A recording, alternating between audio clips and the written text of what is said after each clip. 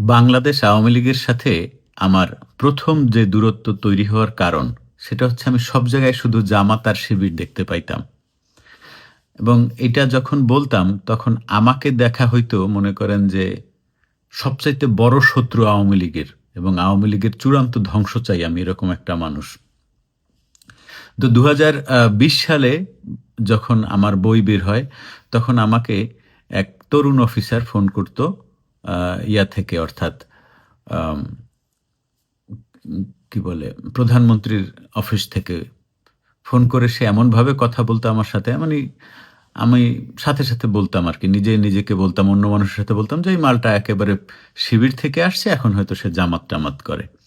তো এই কথাটি আমি বললাম হচ্ছে গিয়ে আমাদের যে এখন সাংবাদিক, সিনিয়র সাংবাদিক যিনি এখন জেলে আছেন, তার নাম হচ্ছে গিয়ে শাহরিয়ার কবির। উনাকে আমি ১ম বললাম। উনিও আমাকে বললেন, "হা, হা, হা, তুমি তো সব জায়গায় খালি জামাত-শিবির দেখো।"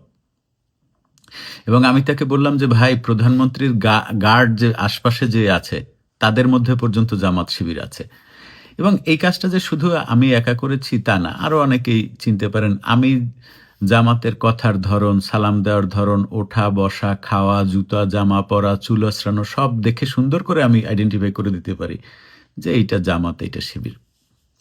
তো আমি আমার লিস্টেই তো বেশ কয়েকজন জামাত শিবির এখনো রাইখে দিছি। বাংলাদেশের একজন সুপারস্টার। একটু এখানে একটু দাড়ি খোঁচা দেখলে মনে হবে আমি অযত্নের দাড়ি রেখেছি।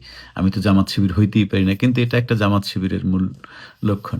যাই হোক, তো এই কথা যখন আমরা বলা শুরু করলাম তখন আমরা আওয়ামী লীগের সবচাইতে বড় শত্রু হয়ে গেলাম। আমি বললাম যে প্রধানমন্ত্রীর পেছনে বন্দুক নিয়ে যে দাঁড়ায় থাকে, এখানেও জামাত আছে, এখানেও শিবির আছে। বিশ্বাস করেন আর না করেন। কেউ আমাদের কথা বিশ্বাস করল না।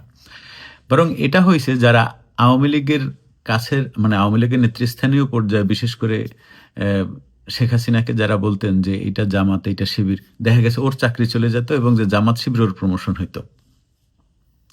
মানে এর একটা উদাহরণ এটা শুধু যে স মানে প্রধানমন্ত্রীর দপ্তরে বা তার আশেপাশে হইছে তা না। বেসরকারি আওয়ামী লীগ রিলেটেড বেসরকারি যে সমস্ত পত্রিকা-টত্রিকা ছিল সেখানেও সেই ঘটনা হয়েছে। যার স্পষ্ট উদাহরণ আমার সহকর্মী বন্ধু প্রান্ত পলাশ। প্রান্ত পলাশ যাকে বলছে যে এইটা শিবির, এইটা জামাত, তার প্রমোশন হয়ে গেছে। প্রান্ত পলাশের কপালে জুটছে জেল। ঠিক আছে? এই যে দেখেন আজকের এই ছবিটা দেখেন। আমি জানি না আপনাদের ওখানে রিভার্স দেখাচ্ছে কিনা। জামাতের আমিরের পররাষ্ট্র উপদেষ্টা মাহমুদুল ছিলেন আওয়ামী লীগে।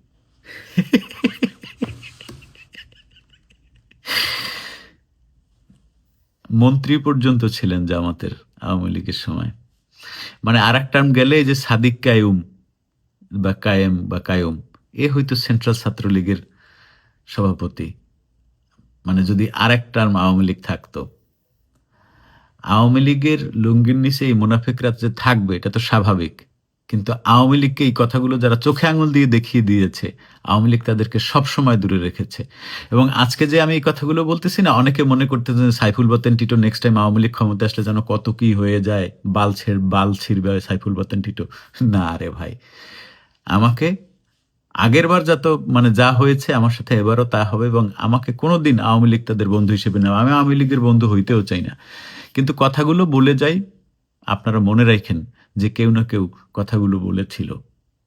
আমি অনেকের ব্যাপারে সাবধান করেছিলাম যে এইটা কিন্তু জামাতের, এইটা কিন্তু শিবিরের। আমি আপনাদেরকে একটা কথা বলি, বর্তমান যে সেনাপ্রধান এই মালটা জামাতের গোপন শাখার রোকন। ভালো থাকবেন সবাই।